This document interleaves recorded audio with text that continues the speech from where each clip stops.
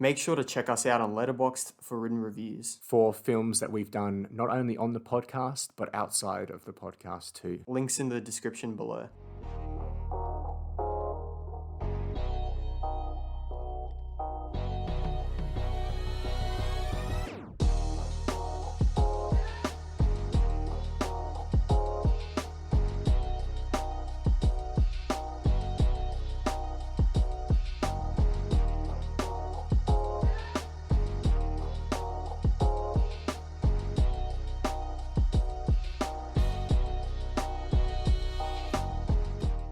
Hello, everyone, and welcome back to the Rewatch podcast. My name is Samuel, My name is Jaden. and this is a podcast where we talk extensively about a certain film and then decide whether it deserves a rewatch from you. You can find us on YouTube, Spotify, Apple Podcasts, or any other place you listen to podcasts. And if you enjoy the show, please leave a like on the YouTube video, and you can send us an email at theonerewatchpodcast@gmail.com. Which we don't check. I do check it every now and then because check it every now that's where we get notifications about whether YouTube's like claimed a video or something. So I'm like, oh, okay, You should probably check it. has our channel been taken down yet? Or, I think we've said some nefarious things over the year or so that we've had the channel, or just things that certain nations might look at and say, you know what, I don't like that. YouTube, can you please take that down? Eventually we'll be cancelled. Yeah, it's only a matter of time. Yeah. We're sort of just chilling out on borrowed time, but. Yep. Jaden, today I literally almost called you the Northman. That's a great compliment for you. I'll take that. Today, what film are we talking about? So we're talking about Teletubbies, the movie. The movie. I think that probably is a movie. It probably is. We're talking about The Northman. Obviously, Robert Eggers' new movie.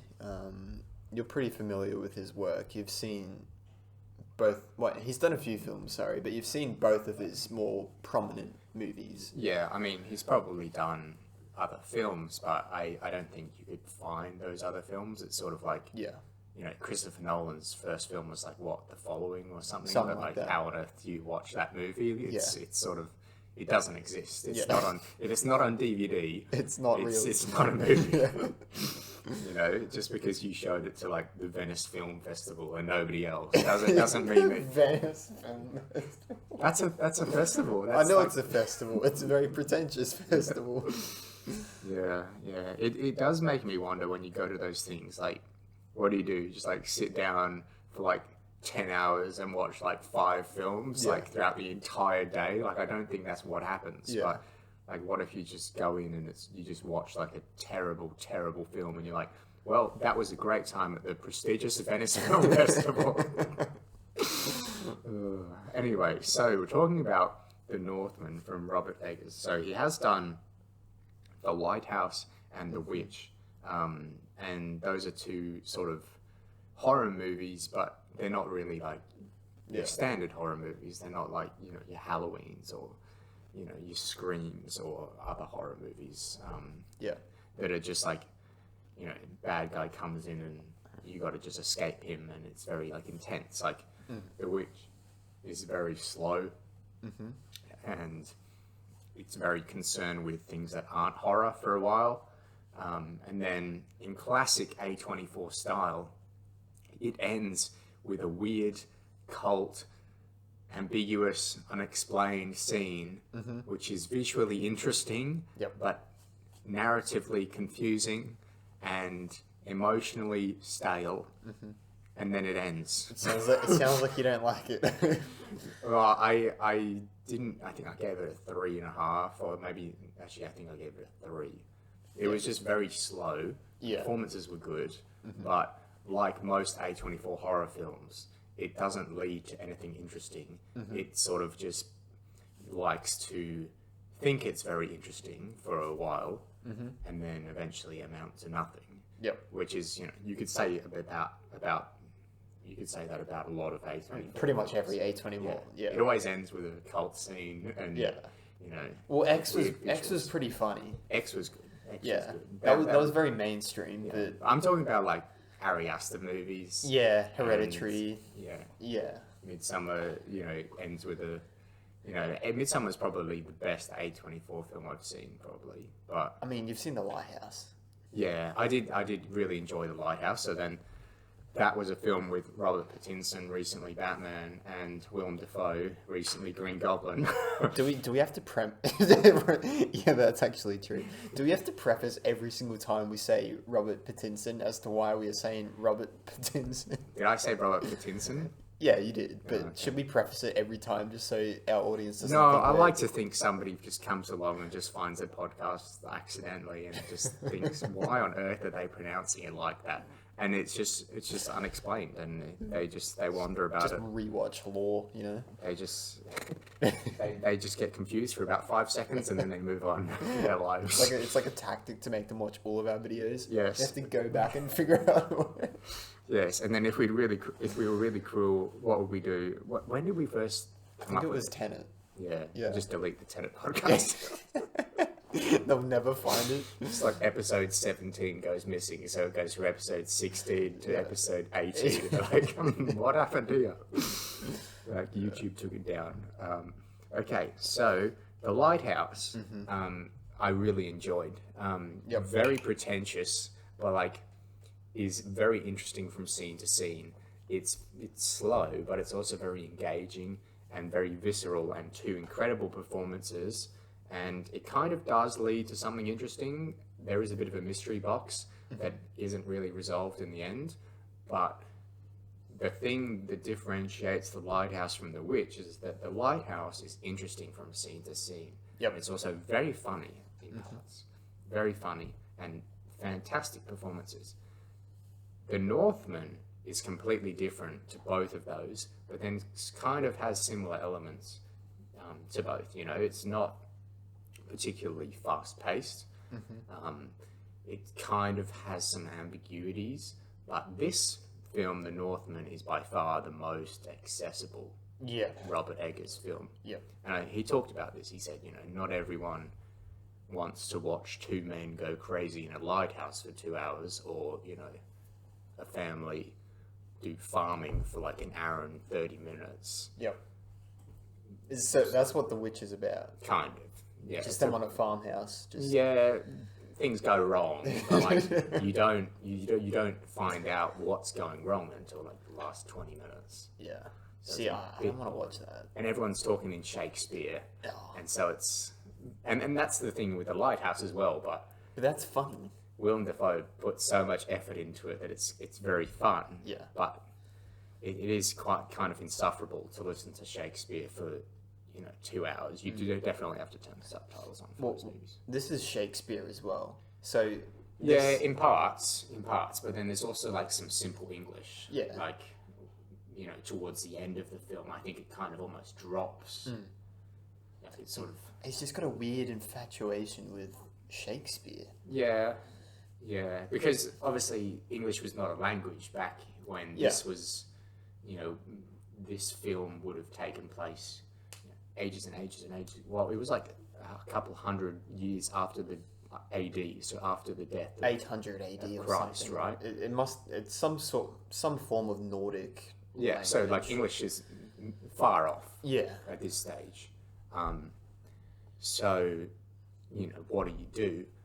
Make them talk like Shakespeare? Bit weird, but I guess, he does make it seem like, a culture that you don't know, that it's like an old culture, you know, talking in Shakespeare, I guess. It's not language that you would hear walking down the street. So it does sort of take you to a different world, but it wouldn't be how the Vikings were talking to each other. Anyway, I'll give a plot synopsis before people start clicking off. So, Prince Amleth is on the verge of becoming a man when his father is brutally murdered by his uncle who kidnaps the boy's mother.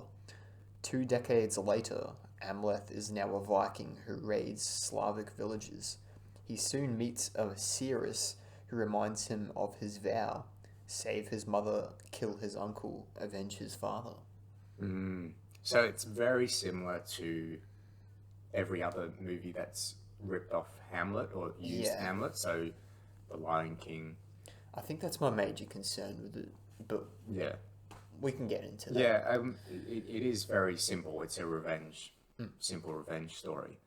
but it does have elements that are unique to the film. Yeah. But at its core, his father dies, and he devotes himself to killing the dude that killed his father. Yeah. And that's how we get our movie. But along the way, it's sort of, I guess it sort of gets sidetracked with other things.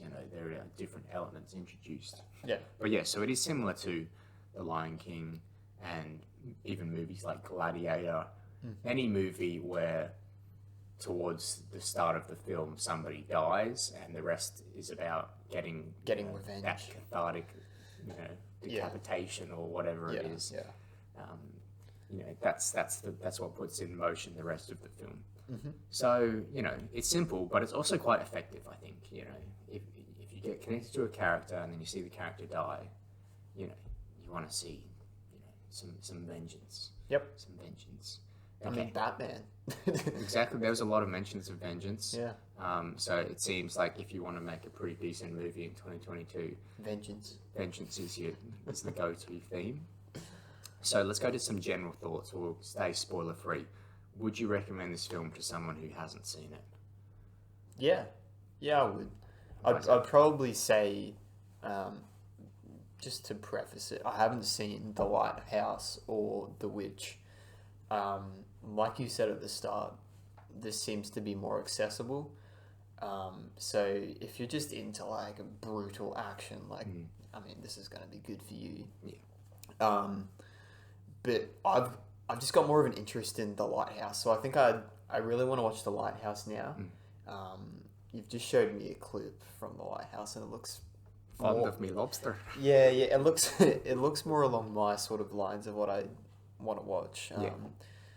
I'd say about a few years ago I would have wanted to watch this a lot more, but something about this just felt very, very straightforward. It was very simplistic, and if you like that, you're gonna like this movie. Yeah. I think this is gonna be a big hit for anyone who's a fan of Vikings, obviously, and I don't think we've quite had, from what I know, I don't think we've quite had a Viking movie quite like this. You don't see many Vikings movies. Yeah, there's obviously the Vikings TV show, which I've watched most of, and it is quite good for a few seasons. Like most good TV shows, it sort of like die off at the end. Yeah, it drifts off towards the end. And I've also heard that it can be quite historically inaccurate as well. But I did very much enjoy that show, even though I still have not finished it to this day. Because they killed the main character in like season 5. So like, what's the point? Oh, what's the point in doing that? And then they go on for another few seasons, and it's like, well, why am I still watching this? Yeah. But very good show, and if you weren't aware of the historical inaccuracies, it seems very authentic to the time period, I guess. But very, very cool. But no Viking movies in the mainstream, that's for sure. And Vikings are just so cool, man. Like it's a very interesting time. Wear like the wolves on their heads and. Yep, and just cool. The combat techniques and just the way of life is just like incredibly disturbing. I've seen a bit of Vikings, like a few of the first episodes, and that seems so much more like calm than this. Well, they try in Vikings, you sympathize with the characters. Like they try to make them just normal humans that every now and then, take some axes and go and like pillage and rape some people. Yeah. But you're supposed to like care about them before they do that. And there's even in Vikings there's a pretty clear Hamlet storyline with his brother, and there's lots of Shakespearean elements just in Viking media for some reason. But yeah, there's lots of really interesting stories, like Viking stories and stuff, but I think this is probably the first movie to sort of depict the culture in this way, but then also like make the Viking like the central character. They're not like the enemies, because we care for the the protagonist, who's also killing people in very, very violent ways, but we like that. Yeah. Because he's the main character. We condone that sort of violence. Me like Viking. Viking kill. But yeah, I do enjoy the show, but I do think this is probably the best Viking thing I've ever seen. Depiction. Yeah. Yeah. And from what I hear, this is incredibly historically accurate. Like, apparently there was Robert Eggers, in some interview said that he employed like many historians, and Cool. he said confidently looked at the camera and said like this is the most historically accurate Viking movie ever. Yeah. So, Well, I trust him.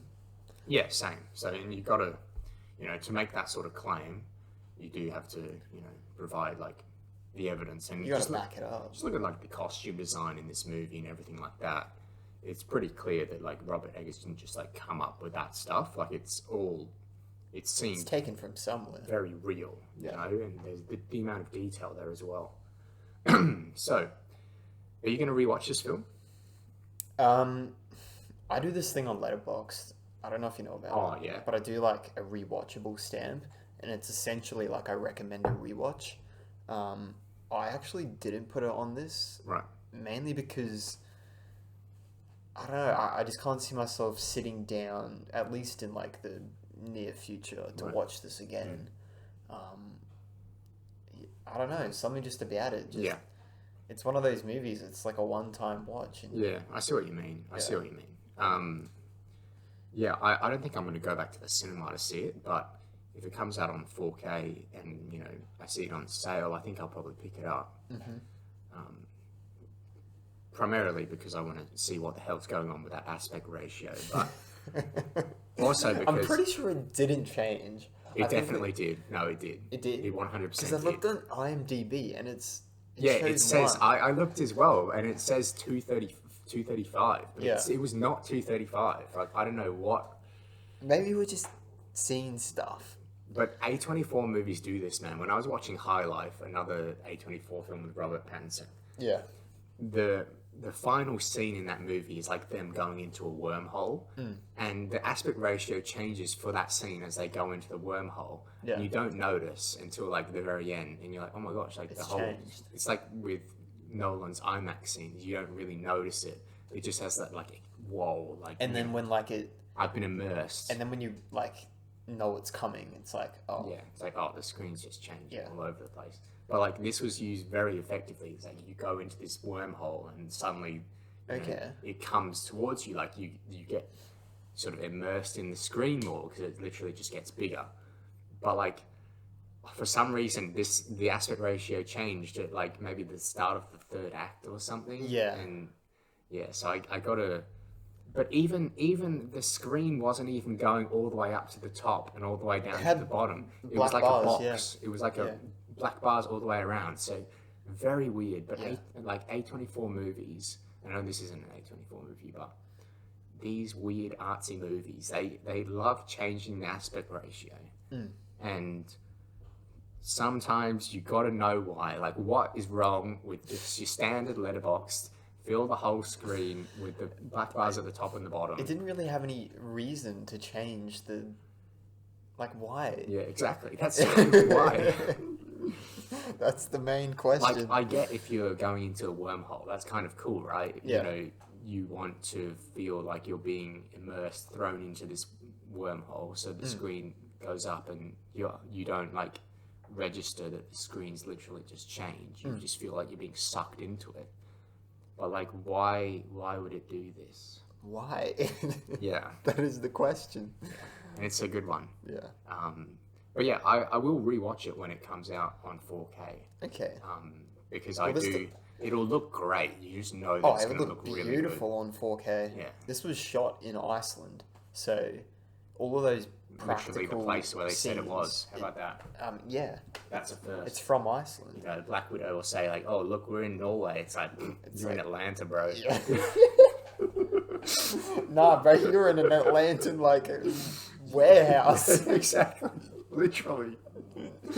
No, You're in a bro. green box. Man. You're on a green screen. It's like, yeah, bro. Like, oh, look, now we're in Greenland. It's like, bro, you're in a green box, man. Well, to a certain degree, you're in a green land. Yeah, reminds me of that that clip where it's like Daisy Ridley's like, I've never seen this much green in the whole galaxy, and it just cuts to like a behind the scenes shot, and it's like just Ray and the Millennium Falcon in front of a green screen. But yes, it does bring us to a very valid positive for this movie, that it's a great looking film. Oh, it's beautiful, man. And you can tell that they went to the real locations, even seeing behind the scenes shots with Anya Taylor-Joy and which Alexander Skarsgård. Alexander. When they're in the spa sort of, the hot springs sort of thing, you probably could have gotten away with doing that shot with a bit of green screen. But no, it's 100% real. It's literally the shot, but somebody's just filming. Yeah, it's just back. Yeah. Yeah.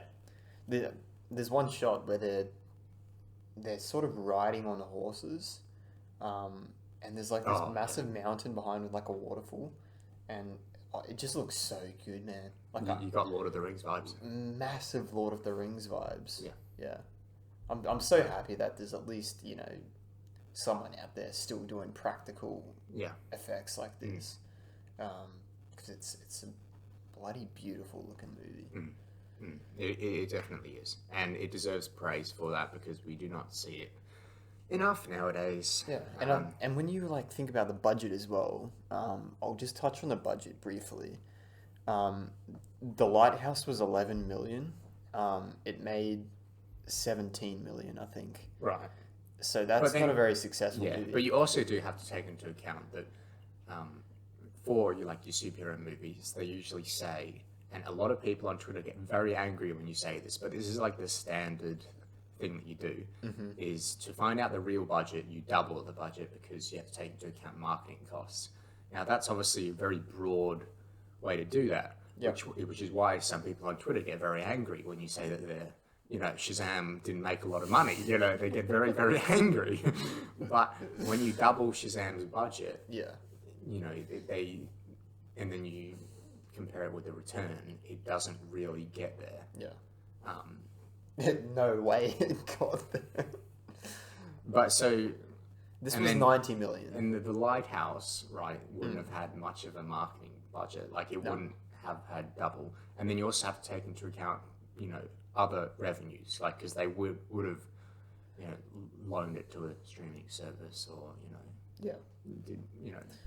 sold DVD. Well, that's just the box office. So obviously the box office is numbers from cinemas. But this was, in quotations, it may $90 million. It may have even been a limited release. It might not have actually come to all of the cinemas. Yeah, because I can't see it coming to all the cinemas. No. Yeah.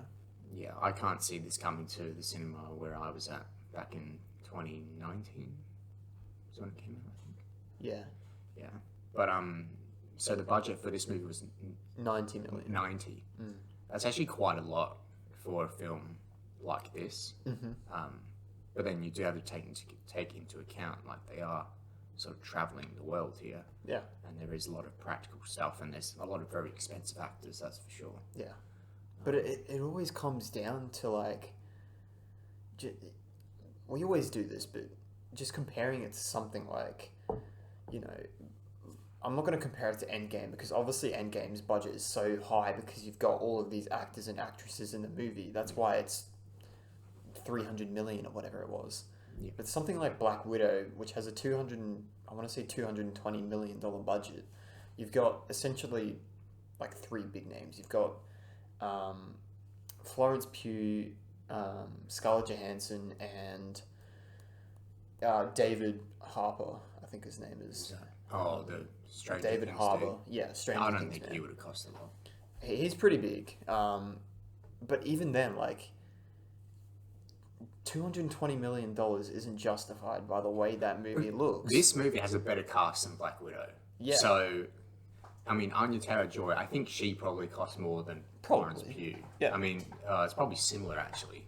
But Scarlett Johansson probably does cost a lot of money. It makes you think, we know that she costs a lot of money. She bloody sued bloody Mickey Mouse, bro.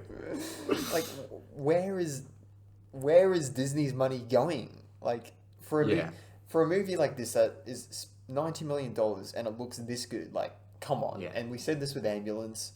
That was, I want to say it's like 60, I think it was, yeah, I think it might have even been 40. 40? I want to say 45 now that I'm thinking about it. Like, these movies Right, that look movie good. looked fantastic, bro. Yeah. Yes. So, these film studios need to start upping their game because these movies, for their budget, look Looked fantastic. brilliant.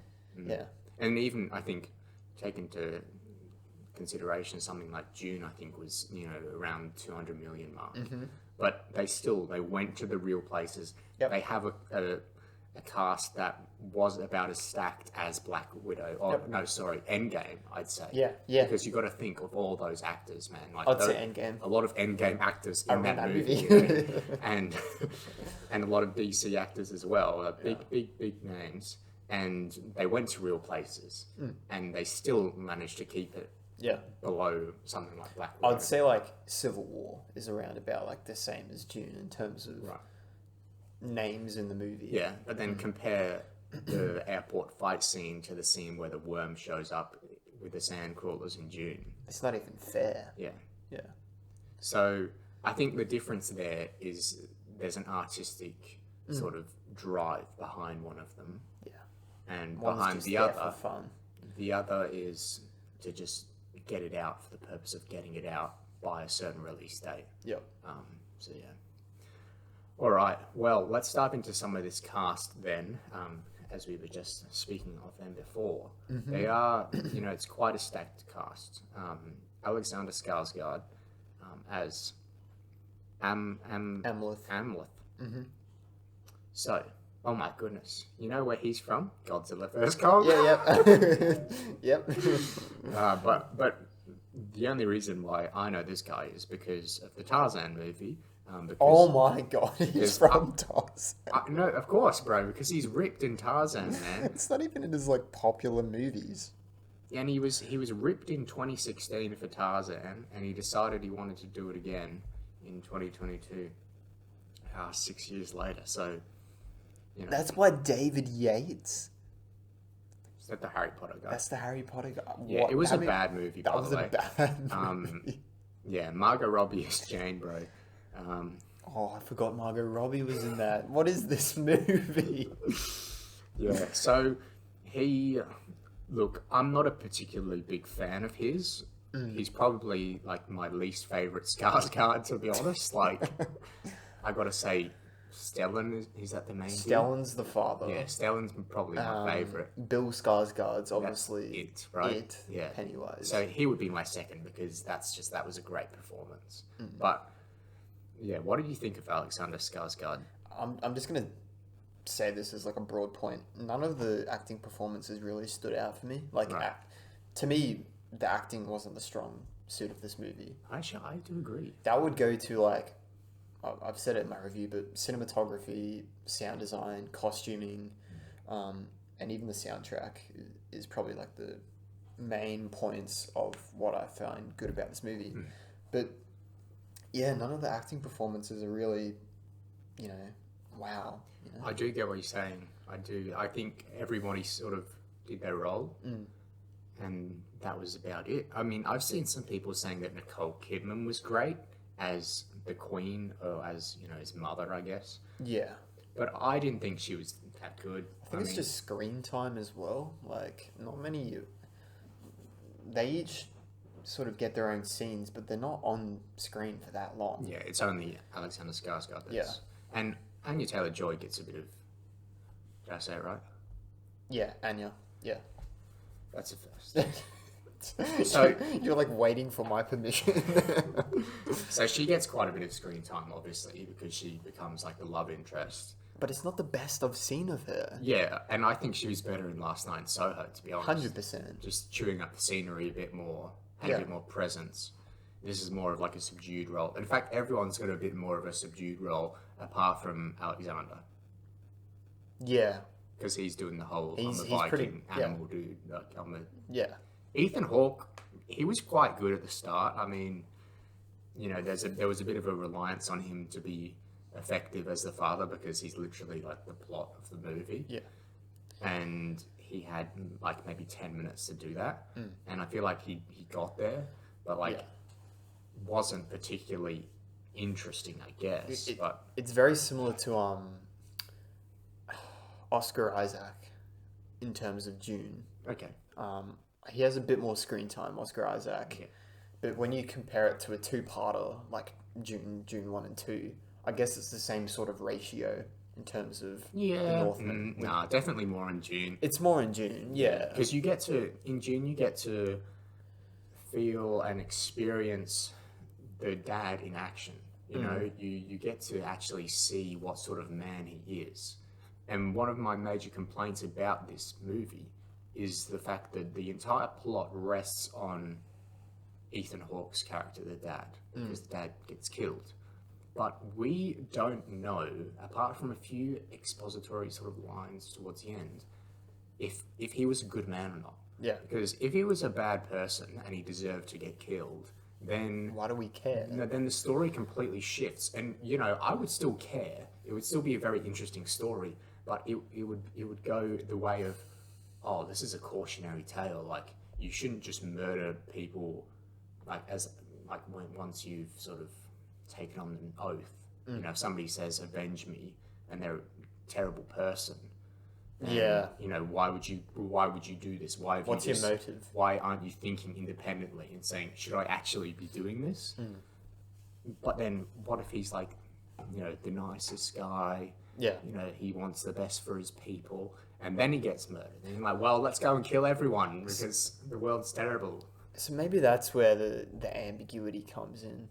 Was that intentional that they just left that out? Or? Oh, it kind of was addressed, but it was an unreliable source because it was addressed by the mother. Yeah. And she's a very unreliable source because she could just say whatever. Like, Yeah. And in the confrontation that she has, it's like her life is sort of at stake there. Yeah. And so she might as well just like make up random stuff. Like, she's not a reliable source of information. Yep. You know, it's like when Darth Vader tells Luke that he's his father.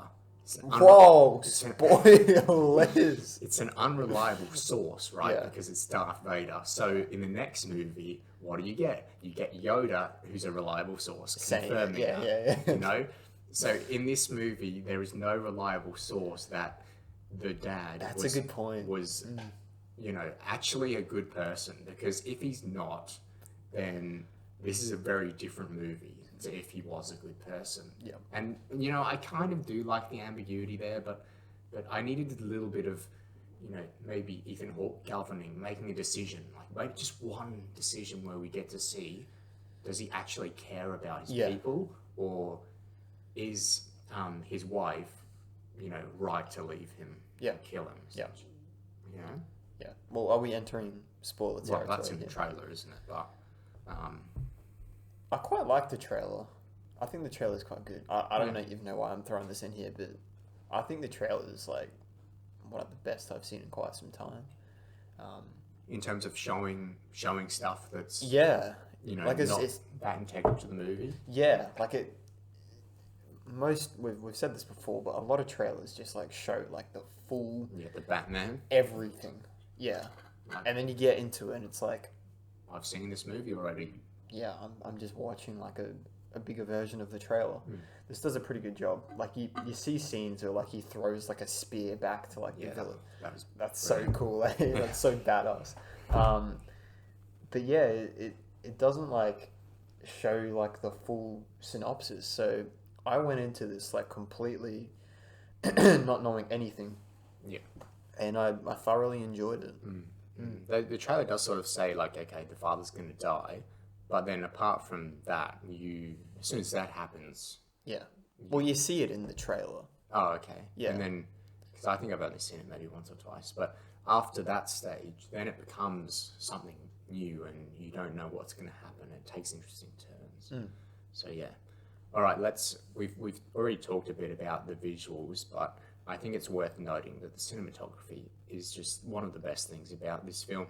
And I know, you know, film nerds get a bit trigger happy with the word cinematography, you know, cinematography this, cinematography that. As long as it's got good cinematography, it's a great film. But genuinely, this film is beautiful, and I don't think there was a single shot that like was poorly framed or like. I've got some issues with like the gates of Valhalla. I think it's Valhalla, which is like The Viking heaven. yeah. I've got some issues with that in terms of like really deep like mythology, Okay. Viking mythology, and Right. how it went all into the sort of like just really supernatural stuff. Yeah. Well, as like a story concept? As a or- story concept and in terms of just visuals, like Okay. the whole thing with like the tree of like the kings and queens. Yeah, and okay, that was a bit weird. that was a bit weird to me, and like the heart and Yeah, that was a bit weird. yeah. Was that like the family tree? I think. It was. So the way I understood it, are we in spoiler territory? Yeah, okay, let's just, I mean, we're not yet, but let's just say we're in spoiler territory, okay? If you want to go and see this movie, I would very much recommend you do so. Yeah. Okay, so there's a few things in this movie in terms of the visual elements that are very weird and very artsy, almost pretentious, but we'll get into that shortly. But one of them, there's a few, but one of them is like this weird, starts with the heart and then it travels upwards and you see like some sort of roots or veins and it branches and suddenly there's a human there. So what do you think that was? So I just understood it as like I didn't know what it just like was until the very end. it's just like the royal family essentially. Yeah, it's just like the family tree. But I don't know why there's a connection to the heart, like. And then you got like the whole Nicole Kidman when she dies, she says like, "Thank you for not stabbing me in the heart." And it's no, like, she says in the heart, thank you. So he does stab her. He stabs it there. in the heart. So maybe it's just like a quick death, or maybe it has something to do Yeah, with. but the... she was saying thank you. So as far as I'm concerned, it wasn't quick enough. So The bloody the dude he was trying to get revenge on got a quicker death. That's for goddamn sure. You know, that was a much quicker death than Nicole Kidman's, bro. yeah, that's yeah. pretty cool how it comes full circle as well with like the decapitation. Yeah, well, dad gets decapitated. Yeah. And then, Yeah, yeah. I never picked up on that, but that does happen. Yeah, I mean, a few people do get decapitated. There's a lot of decapitation. in Yeah, this even a movie. horse at one stage. Yeah. So yeah, if you're not a fan of the violence, then stay clear from this. Probably should have said that when we were recommending the movie, to be honest. But Probably, but I mean, people should know. yeah. In terms of the other ambiguous elements, there was some sort of mystical, supernatural element, which, by the way, Robert Eggers always has in his films. The main character goes into a house that was just filled with, was it women that got thrown into that house and then they burnt the house when they were, At the start with the village. yeah, when they were raiding the village, and they put some people in the So house. that was all the children. All the children. Yeah, was you it? didn't see that? Or they would. Well, I thought it was all the women, but No, they would. they would take the women, wouldn't they? They wouldn't, you know. They wouldn't kill the women. Yeah. For specific reasons. We will not say why. The children, though, they They've can got no go. use for them. Yeah. So they just put them all in the house and They just light it on fire. Yeah. Yes. Well, we'll get to that. hotbox the children. But then afterwards, Stuff like that will get us our cancelled. Viking hero, after killing all those children, goes into that house and meets like this weird sort of spirit thing. Yeah. And she sort of reminds him, well, sort of how I took it was that he kind of forgotten about this pledge. Yep. Because, you know, so much time has passed between witnessing his father being murdered as a child and him sort of becoming a, you know, full-on Viking warrior. And so much time had passed that he kind of forgotten this pledge. You know? Maybe he just got sidetracked murdering children. You know, it happens. Anakin moment. It happens. And so he decided, you know, he sort of had a epiphany. He was like, oh yeah, I forgot to do that. So then, because then he sort of takes action to, you know, to start that plot. To go back and find like his true purpose. I'm just looking up. So it's Ceres is the person, right? but I don't know the connection to like what Ceres is. In terms A of woman- Viking lore. A woman who predicts events or developments. Okay. So It's just like a spirit guide. it's just like a essentially. witch essentially. Yeah. Yeah. Okay. Yeah, and then we also see like some crows at one stage, which you know You picked out help the Vikings. Yeah, so that's in the Viking series, the crows are Odin. So when the main character's like speaking to Odin or whatever, it's like a good omen for like a crow to show up and be like, you know, Yep. what's going on, bro? That's how you sort of know that like Odin is listening or whatever. But in this, like the crows just like literally help him get out of a sticky situation at one stage, and so it makes me think that originally I did think it was Odin, but then the main character, looked at the crow and said, "Father." So maybe that's the spirit of his father or something, you know? Maybe it's Well, Odin's not his father because that would be Thor. Yeah, exactly. Well, no, yeah, his father's Ethan Hawke, right? So, Oh, true. so is that like his, like, so the main character looked and he was like, "Oh, father." So maybe the crow is like a symbol of the dead or something, and so then he just projects like his father onto that. Or Yeah. maybe it is just Odin. He thinks it's his dad or whatever, but. Who knows? I have no idea. I tried to explain what I thought and I got more confused as I went. Yeah, but it's stuff like that that is pretentious. Like, I think that's where you draw the line and it's like, wait, that wasn't even explained. Like, that's, you can't call that pretentious and, you know, the day's done. Like, that's just loose ends. Yeah, because there is a fine line between having an ambiguous element and just being so pretentious that, you know, you're so caught up with the ambiguities that you forget to give us like even a hint as to like what it is. Yeah. And that was the I think that's your issue with it? With the crows. Yeah. But the spirit was fine, I think, because, you know, we need some sort of exposition machine to go, you know, this is your fate or whatever, because the main character is so driven by this destiny that he has. So he needs somebody to give him that destiny. Otherwise, we just say like, bro, come on, man. Like, your father died like 20 years ago.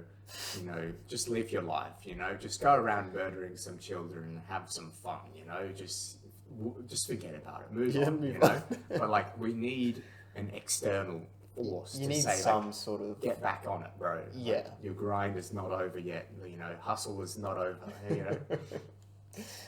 Yeah. No holidays for you. But then you've got the whole, and this is another issue I have with it, the whole, some sort of albino lady riding a horse to the gates of Valhalla. So that's a Valkyrie, I think. So that's a Valkyrie. Yeah. But what's the symbolism of that? They Well, never I even think explain. that's a Viking thing. I think that's that's sort of like the person that takes you to Valhalla. But what was the purpose of it? Yeah, there was no They purpose. never went to Valhalla. Well, they do at the end, but like we don't see it. It's like we see him ascend up there, but like obviously they're not going to show us because you know they never would because it's just cooler to not show us. It was a pretty cool scene though, where they had like her like riding up. Yeah, I think did they cut the music at that?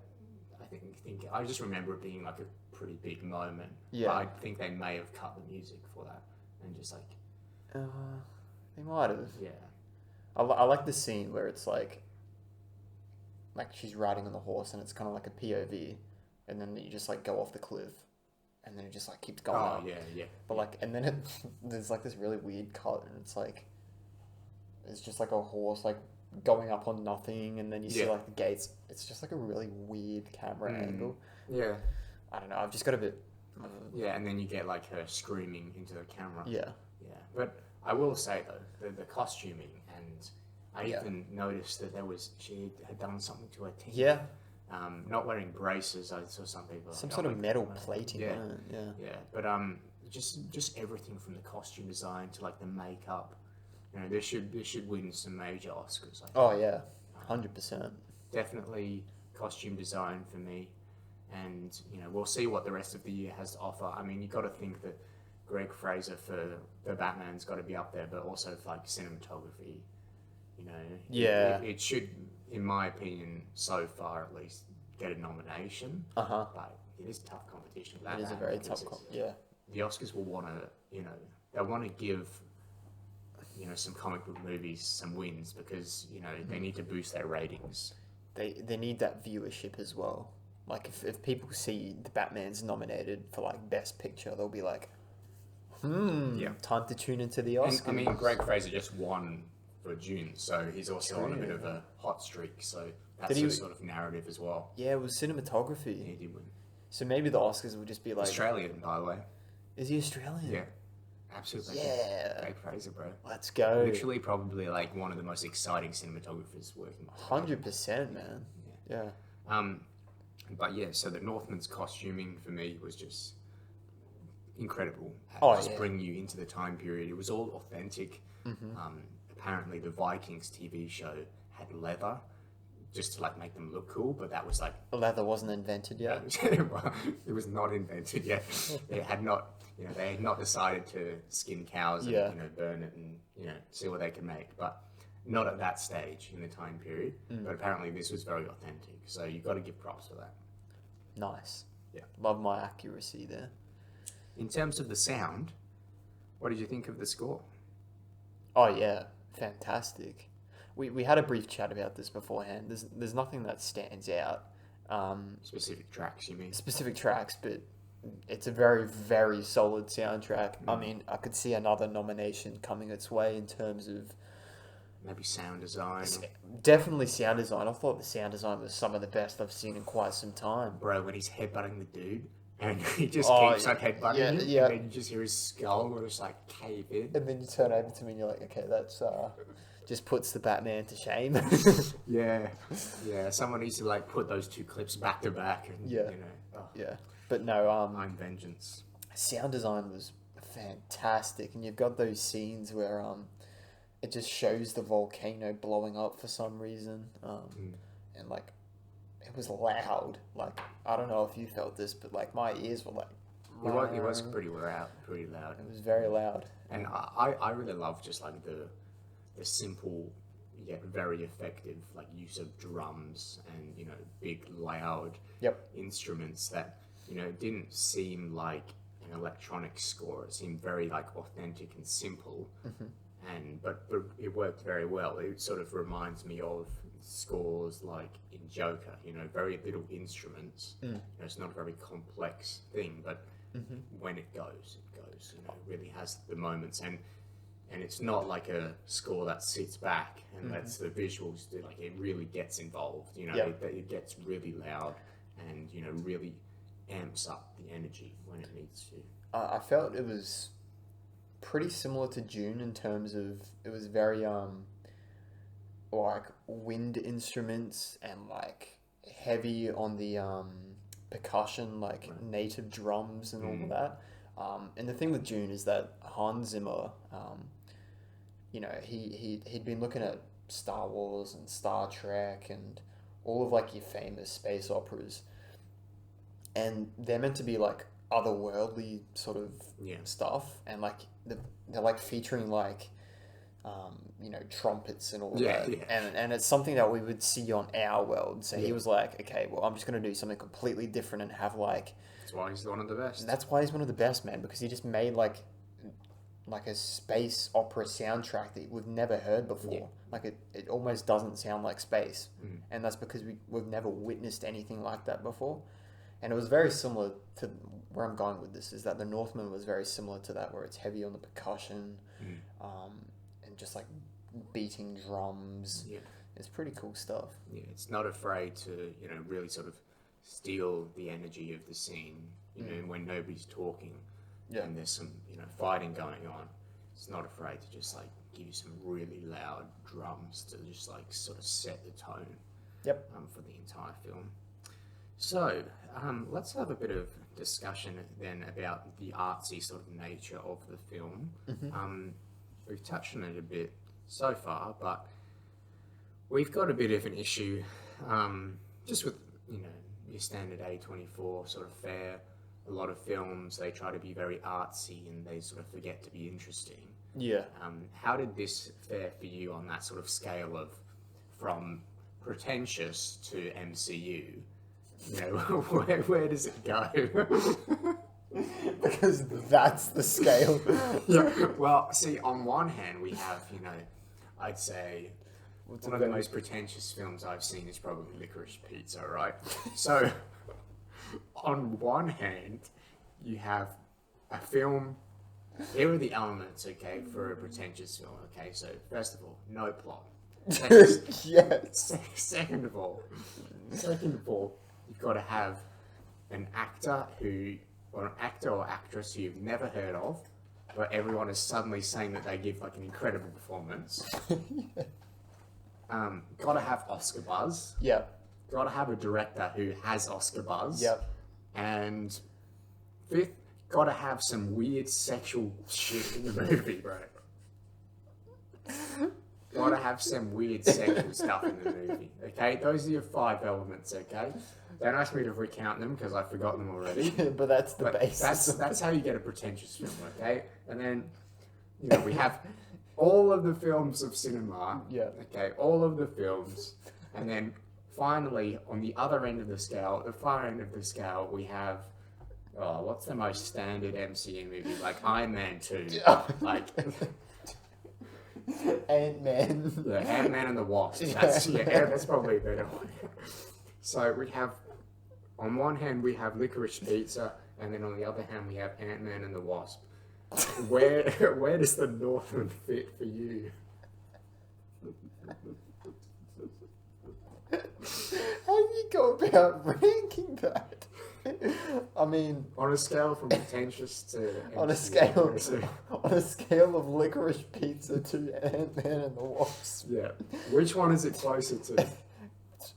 Honestly, I would say it's like bang in the middle. Yes, that's what you want. Yeah, That's what you want. it's like right in the middle, like it, literally like 50-50. Yeah, Like it's not 0.1% either way. yeah. It's right in the middle. So what are the pretentious elements and what are the... There's definitely a weird sex scene in this movie. I mean, we're not complaining, but it happens. Yeah. There's definitely some like unknown actors in there and actresses in there. They're not the stars of the show by any means. I mean, this is a pretty, you know, A-list cast. You've got some pretty big names in there.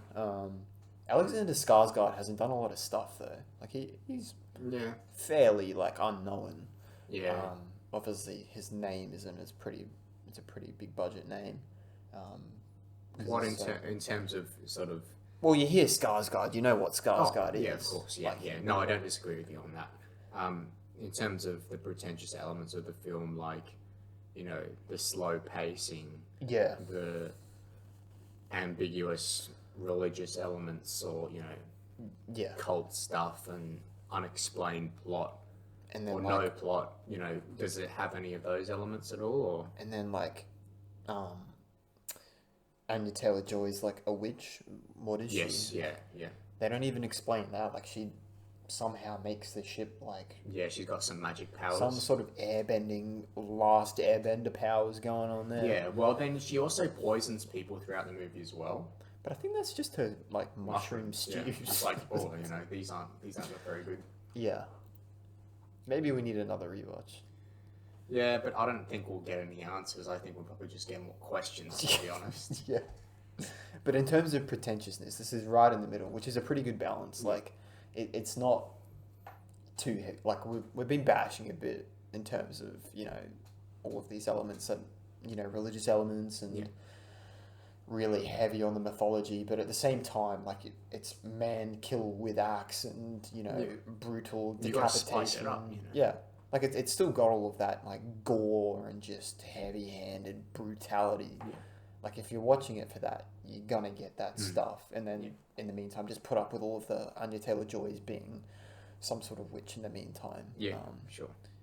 But yeah, it's a pretty good mix. Yeah, I do agree. I think, you know, there's good pretentious elements in the sense that, like, there's a bit of ambiguity, but the main positive for me, I think, from the pretentious side of things is like the mythology and you know just how deep it goes into, I think all of the ambiguous scenes with the spirits and the crows and stuff, I think they probably all do have a basis in mythology. Yeah. But like they're just not explained. So I at least respect that there's a basis for those, because when you watch a completely original film like Hereditary and the final thing is like some religious thing, well, like I'm not a religious expert or scholar, so how am I supposed to know what the hell this movie's been about? Yeah. So that's what angers me about movies like that. But this, I have, like, I can feel safe knowing that there There's is a some reason sort of behind it. basis. If you search it up, you'll get an answer. Sure, Is essentially what you're saying. You can watch a video on YouTube about Yeah. it. You'll search it up. It'll say the crows represent his dead father. The Valkyrie shows, him taking him to the gates of Valhalla. Yeah. You'll get all your answers. Where if you search up Hereditary Final Ending, you get 500 videos that each what have was a the different point of meaning. licorice pizza? Question mark. Do you like this water, man? Hey, it was in the movie. Don't cancel me. Yeah. But yeah. So on the other hand, though, we do have some really, really good action scenes. Oh yeah. And that village fight. Village pillage. Yeah, the village pillage. The spear just starts it off. That's just like the energy of the film right there in like 10 seconds. Random dude throws a spear at the Viking. It does a pretty crap job at throwing it. Viking catches it, which is kind of insane. Turns around, just like yeets it, and like just knocks the dude like right out. And that energy, and then they're all just like screaming like animals. Yeah, it's just like how they're all cracked out on some sort of like they're all just ooh. And just I think they mad. just like the night before they just like they do like some brain thing where they just like become animals. Yeah. And then they don't like switch off that animal instinct until like after the fight. Yeah. And so that's just how they like get rid of like their fears or whatever. They just like become these like animals, and they were animals. Like, the stuff that they were doing. I mean, he was just eating a man. Like that happened. Yeah. You got to be pretty mad to just like take a bite of a man's neck. But that gorgeous tracking shot at the start, it's all one shot. I think the village pillage. You see our Viking hero climb up over the wall using his axe, and then like knock out a dude, and then jump down, knock out another dude, and then like murder that dude. And then he goes on, and it's sort of like just this tracking shot, and it's just following him. You see some chaos in the background, some choreography. Someone, he's fighting dudes, and then, maybe a minute or so later, it ends. But like, he captures the whole thing sort of in one go. I thought that was really good. Yeah. It's like there's a lot of great long shots in the movie that were done really, really well. There's a few cuts along the way, like hidden cuts. I think there's one where it like passes through the main gate. Oh, yep. That was probably... and it goes to black, and then like you see him like come over the wall. Right. But no, it's pretty cool stuff. And like, I said this a lot, like, I know you haven't played Ghost of Tsushima, but it's very similar in a way where like there's these sort of village pillage situations where it's like stealth mode, and then you like sneak up on the village and you inspect it from a distance, and then you just go ahead and just absolutely like murder everyone in the village. No, and I love that stuff. Like, I absolutely love that game. That game is fantastic, and there's like very, very similar elements. And like, I would honestly be surprised if Robert Eggers like didn't have inspiration from that game.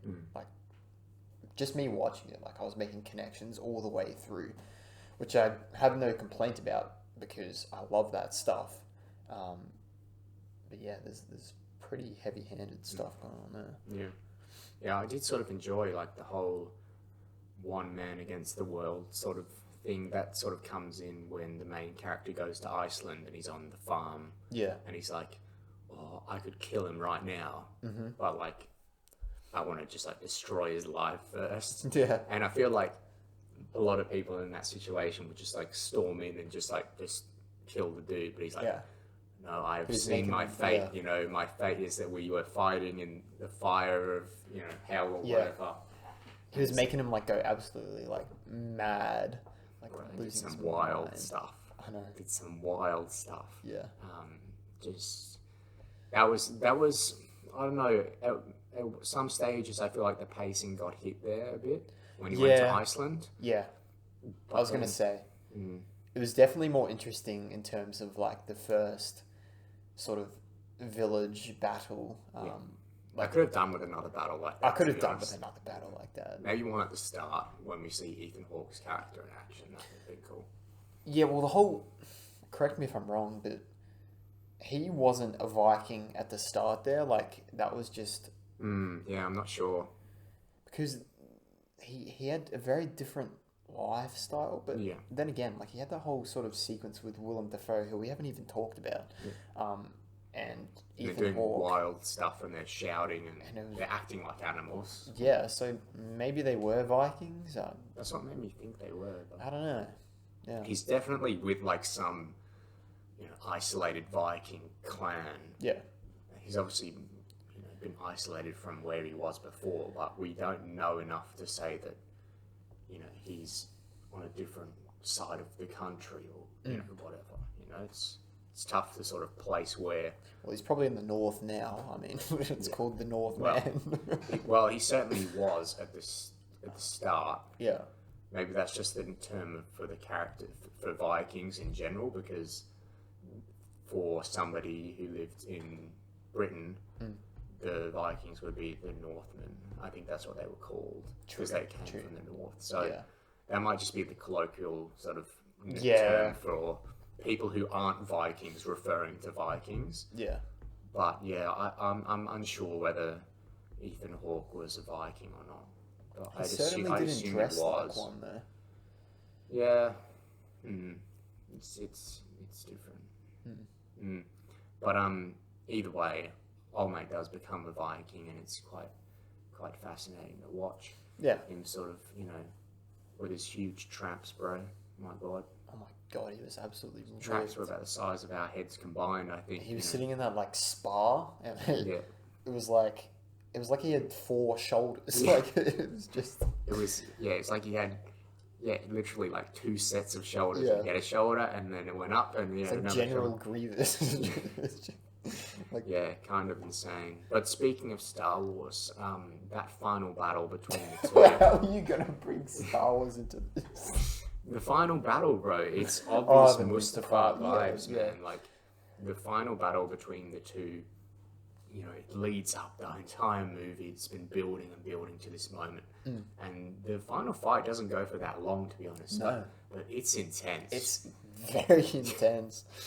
Like the score, the visuals, like there's literally like lava. You Yeah. gotta be careful not to step in lava. Yep. Because that you will be done. I mean, yeah, that's just game over. yeah. Yeah. I feel like that would be a very odd place to have a duel because I just feel like it would be worse off for everyone if you're fighting, but you also got to be careful to not like take a step back and land your foot in literally Yeah. lava. Yeah. Like your foot would just disappear. Your foot's gone. Yeah, well, Yeah. you would die because like you would fall into it. you Yeah. know? Yeah. But oh well, they got to have the theatrical sort of they got to have a fight in the gates of hell is Yeah. what they called it. Before What did we- you think of that? Before we like get into the very final ending, and we talk about like the whole, predictability and how they died and how the ending finished, him dragging Nicole Kidman was just hilarious.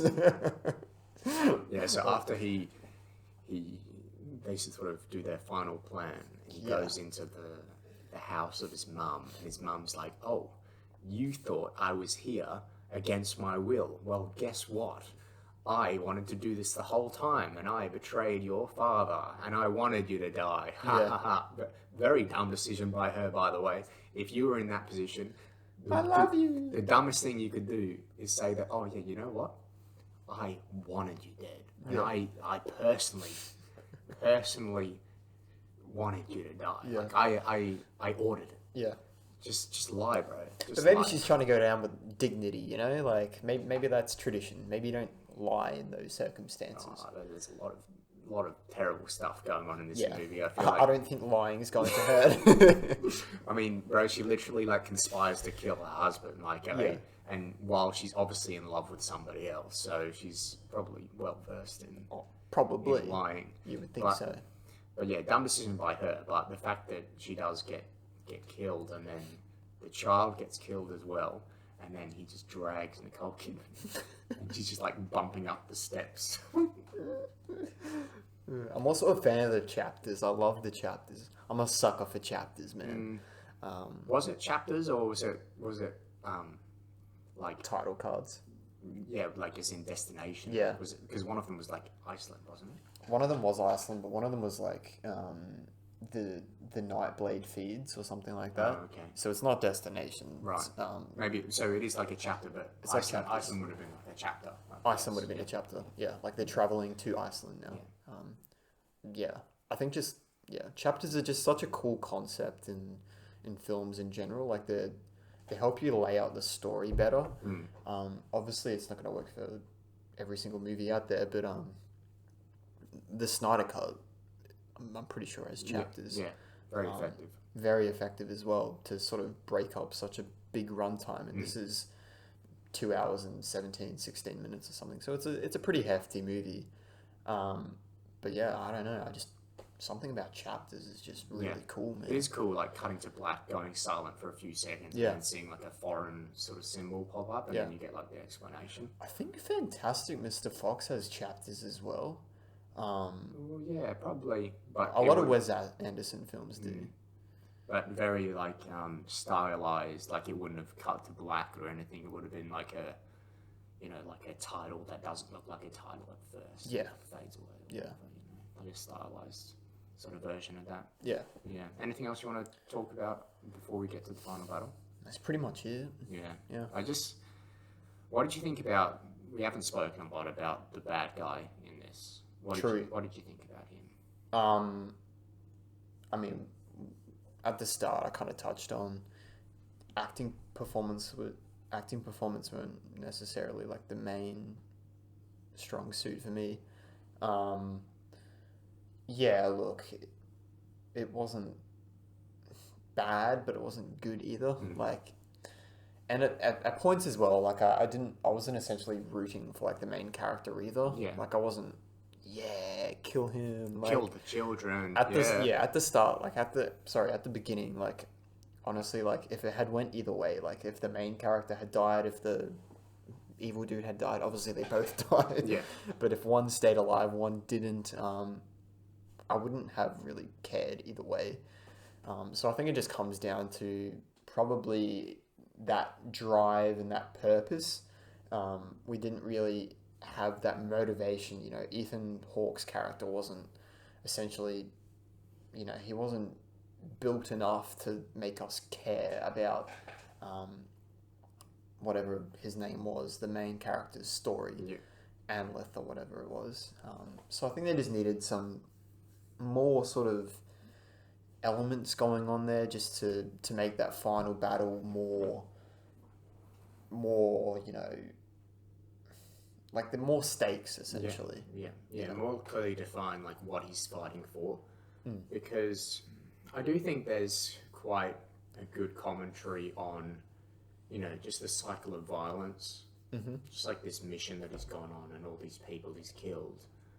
Like even if his father was like a saint, like is it worth all of that? Yeah. Like his life, he was quite old anyway. Like he's gone on this, by the time he fulfilled this plan, his dad might have already just died of like disease or something. Life expectancy wasn't particularly high back in those days. Like, Well, I think it's also like the close family ties. Like and the fact that he's like at the start, like, I'm your father, and if I die, you must avenge me. Otherwise, you won't die with honor or whatever. Yeah. And that's fair enough.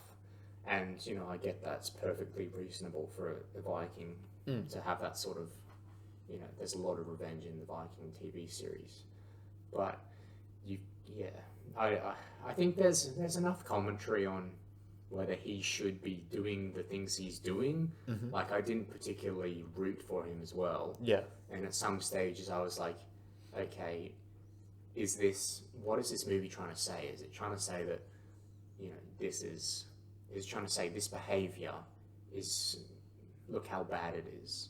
Or is it just trying to say, like, this is the story and this is what happened? Like, this is just how it goes. Yeah. It's tough to gauge without a bit of, director's Inside. insight. Yeah.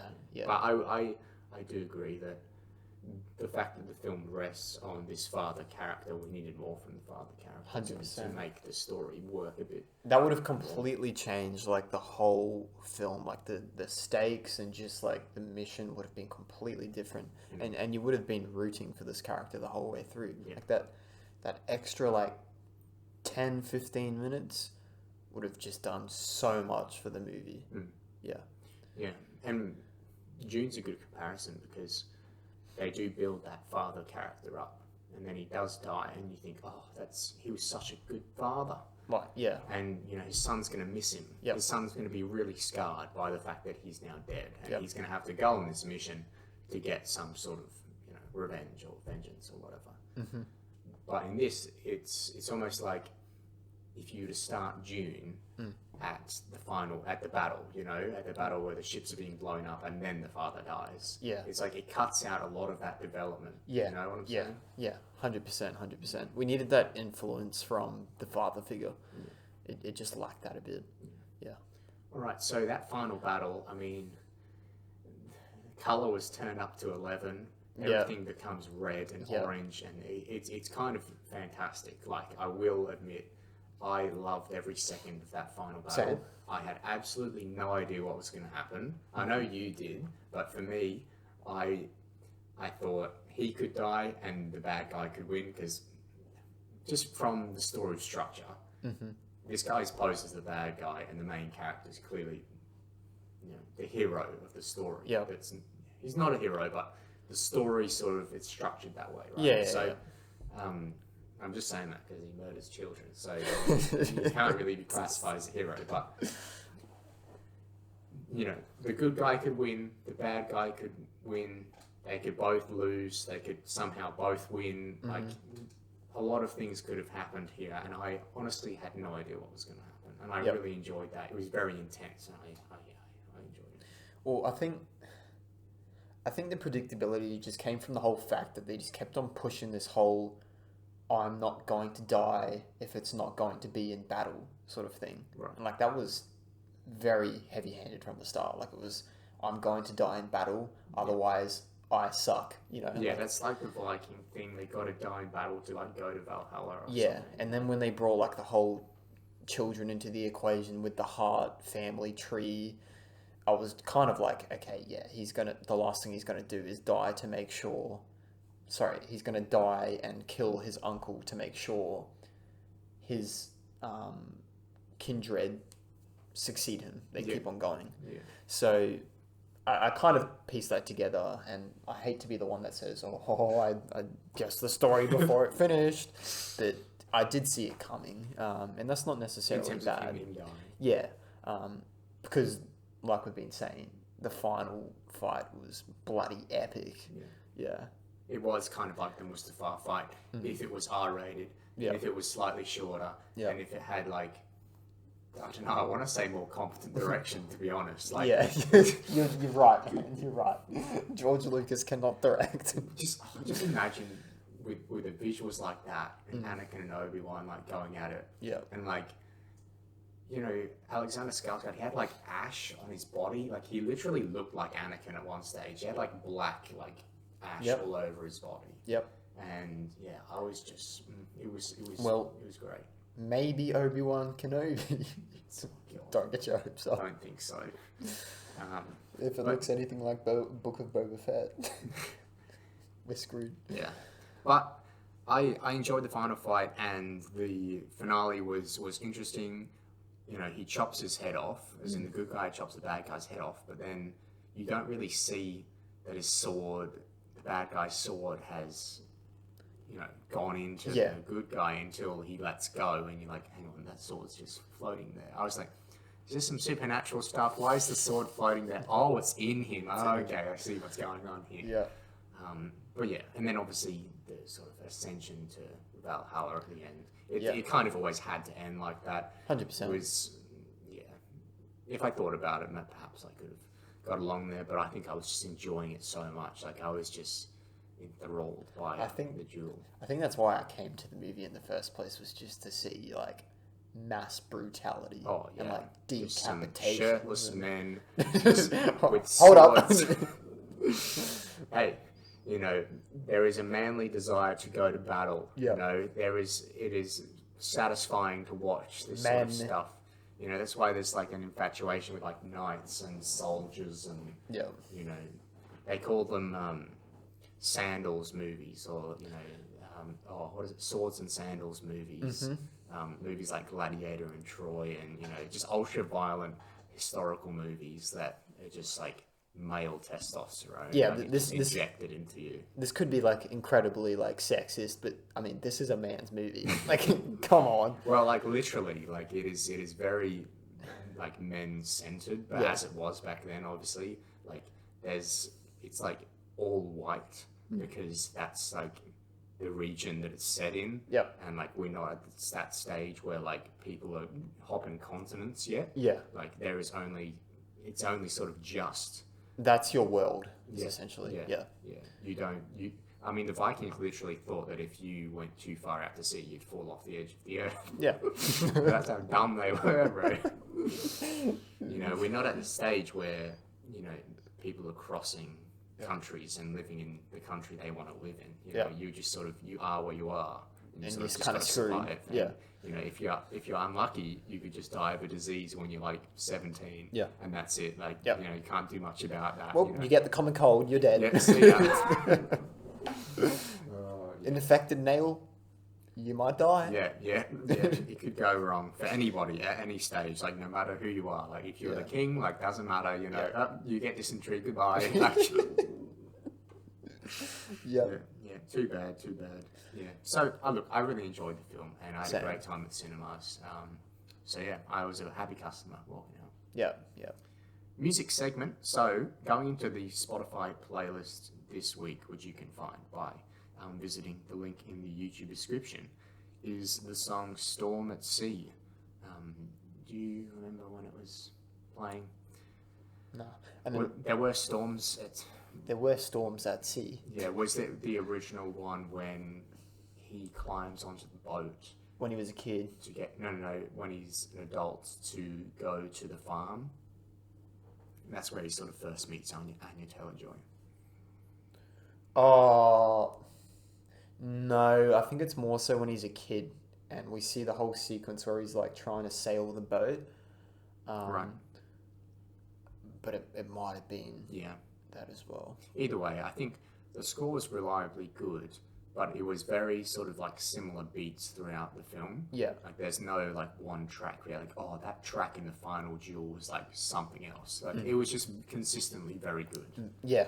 And we should probably state that for the record, like, this was a very good score, and these people are like nobodies. Like they haven't done anything before, and they've just like out of nowhere, like Robert Eggers is just like, okay, I'm gonna bring on these people that have no experience, and like they absolutely killed it with the score. Absolutely nailed it. Yeah.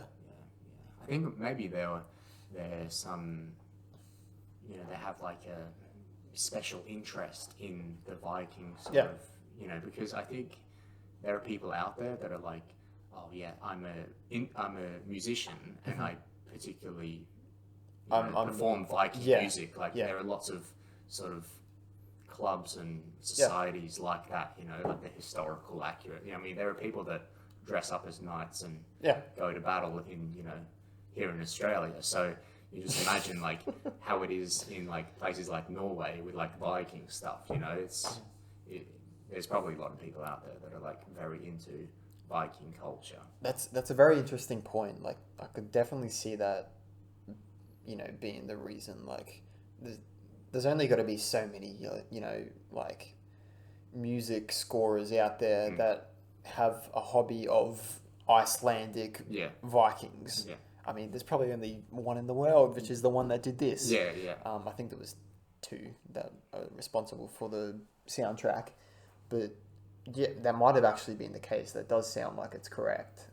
Because it did seem very authentic. Well, yeah, it comes back down to historical accuracy. Like you said, Robert Eggers said himself, this is the most accurate Viking tale out there. So, yeah. Speaking of Robert Eggers, if he was to do, I mean, we had a discussion before the podcast that we'd love to see him do a pirate film with this sort of like love for the historical accuracy and seriousness, and give us a simple but effective story. Yeah.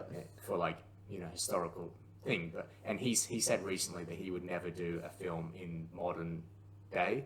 Cool. He just enjoys historical films, like historical pieces. Brilliant, because Ridley Scott, he keeps doing it, but he keeps doing like mediocre ones. Yeah. Gladiator was great, but like The Last Duel was okay, and he's doing like this Napoleon movie with Joaquin Phoenix. Yeah. And like Ridley Scott seems like the only person who's like willing to do historical dramas. Yeah.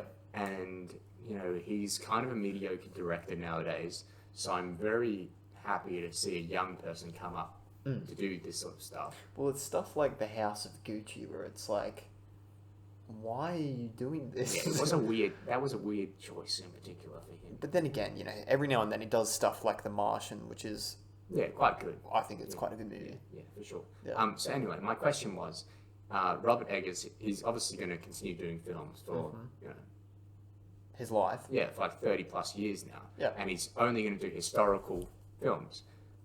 What would you want to see him do, apart from a pirate film, which we discussed? Because that would be cool. We need a good pirate film. I mean... It's not got Johnny Depp in it. Not that there's anything bad with Johnny Depp. Yeah, but obviously we need another pirate out there. Obviously I've talked about Ghost of Tsushima, but maybe like a... They are making a Ghost of Tsushima movie. They are making a Ghost of Tsushima movie. I don't have much faith in that. But maybe like a black and white. Producers of Uncharted, bro. Yeah. Oh no. That's just how it would be. It's Sony, so no. That's just how it would be. Yeah. Maybe like a black and white box square aspect ratio. I think his name's Akira Kurosawa. Yeah. Maybe like just like an old school samurai movie with just like hints of sort of the lighthouse humor mixed with just absolutely violence from the Northman. I think that could be quite cool. Yeah, that could be cool. Yeah, in terms of just like a samurai story, but like an authentic one, not like Tom Cruise is a samurai. That movie's quite good. Oh, there is a... Oh my god, there's a Tom Cruise, The Last Samurai. The Last Samurai, yeah. And it don't get me wrong, that movie's fantastic, but Tom Cruise being a samurai, I mean, it's not very historically accurate, let's just say that. Unless it is. Maybe it is, but I have a feeling that Tom Cruise wasn't really a samurai. But I think it would be cool to see him maybe tackle something in Egypt, sort of, in that sort of time period, because I feel like we haven't really got. I love Egypt. I've got like fantastic movie. A very unhealthy like infatuation with Egypt mythology. Mm-hmm. Like any ancient history assignment, Egypt. Yeah, that's what I was doing. Fair enough. Yeah. Now, I would love to see whatever he does next. Really, I hope that he sort of deviates further and further away from the horror genre, only just because he's done that already. A few times, yeah. Yeah, and his most horror film was The Witch, and I feel like that's his weakest film. So I want to see him, try and do some bigger things. He's progressing upwards in terms of budget, so I still want to see him keep that artistic flair that has made his movies so good so far. Yep. But take on a big project. I mean, we know that talented actors like working with him because Anya's a repeat customer. Yeah, well, he's kind of like Nolan with that. How he has like his set cast and he doesn't really go outside of that. Willem Dafoe, Anya Taylor-Joy. So the guy who was the captain on the sailboat at the very end, he was the main guy in The Witch. The guy, he talks to the main character, and the main character's like, take her to this island or whatever. he's the main guy. He plays Anya's father. Okay, interesting. So he's obviously repeat Yeah. as well. So it's a good sign to see like people and obviously very talented actors and actresses want to work with him. So Yeah, that goes to show that he's doing interesting stuff. Yeah. I mean, Willem Dafoe is like one of the best Out actors there. to ever do that. You know. Yeah. So yeah. Final thoughts? Yeah. Okay. Do you want me to go? Yeah. Okay. I thoroughly enjoyed this in the movie theater. I remember leaning over to you and saying we weren't prepared for this. And that was like right at the very start. Like there was some intense stuff going on at the start. It's a beautiful looking movie, man. Like we said it at the beginning of the podcast. Film studios need to start upping their game if this is $90 million and it's starting to look like this. Beautiful cinematography. I love the Icelandic landscapes and how it's all practical. They actually went to set and did it. We need to see that more often, you know. Sound design was honestly some of the best I've seen. June was fantastic, but this is just up there with June, man. In my eyes, I think the sound design was just so clean. Costumes were honestly some of the best I've ever seen. I know you're a big fan of June's costumes. This was just on another level for me. This was spectacular. What else did we talk about? Yeah, I think my biggest issue is probably the story. I just feel like I've seen it like a million times, and it's just sort of, it's been done in a new skin. Like it's got, I get what you're saying. like it's just set in a different era. Yeah. So that's probably my biggest concern. And you've raised the point of the father and how he needed to be more built to have some weight to the story. And that would have made it like a million times better. But in terms of a movie, this is extremely solid. I think Robert Eggers is just, he's doing different stuff, man. And you got to respect that. Like, it's everything he does is original. This is the only thing I've seen from him, but from what you've shown me, you know, he's just on another level. So yeah, I thoroughly enjoyed this movie. I can't see myself rewatching it anytime soon, but just for a standalone watch, it was great. Yeah. So I think I'm going to stick with the A-. Yeah, fair enough. I think this film is like nothing I've ever seen before. Just like how The Lighthouse certainly wasn't anything I've ever seen before. Yep. And, you know, The Witch was, you know, kind of similar to some things I'd seen, but, you know, had a weird sort of ending. So I automatically respect the director for that, you know. Give me something that I'm going to walk out of the theatre and at least go, geez, I've never seen a movie like that, you know? at the very least, like, even if you're going to give me a terrible movie, at least give me something new and fresh so I can at least, you know, be interested in that. Yep. Right? The worst sort of movie for me is a movie that deals with IP that we know and stuffs it up. Yeah. You know, and makes a bad movie with content that should easily be great. Right, or just completely disrespects it. That's the worst sort of movie for me. You know, that's because even unique bad movies are still unique. You know, but if you're going to give me a bland, boring, and not a unique film, then you know, I'm just not gonna. You know, it's not even going to get up in the D range. Like, it's going to be lower than that. You know. Well, I mean, lowest is F. So yeah, so there's that F E. You know. Yeah. Sort of that's the sort of range there, you know. So that's what you get secluded to. But for me, this film was very intense, and very visceral, and had some good, reliable performances, but better sort of cinematography, sound design, all of those sort of elements that you really look for if you're sort of really interested in sort of dissecting the elements. Yeah. But even if you're just like a standard, you just want to go and see a good movie and never see it again. Like, this is a good time. Yep. And I thoroughly enjoyed it, especially all of the fight scenes. Really, really good. So in terms of whether I'll revisit it, I think I will when it comes out on 4K eventually, but I'm in no sort of rush. Like, I'm not sort of like counting down the days to watch it again. But I will revisit it because Robert Eggers is an interesting director, and I feel like he deserves some attention. So Yep. I'm very interested to see what he's going to do. I'm going to go with an A- as well. I sort of came out of the theater thinking, it could be an A maybe. Same. But I'll drop it down. I think just recency bias. Yep. Got me a bit there.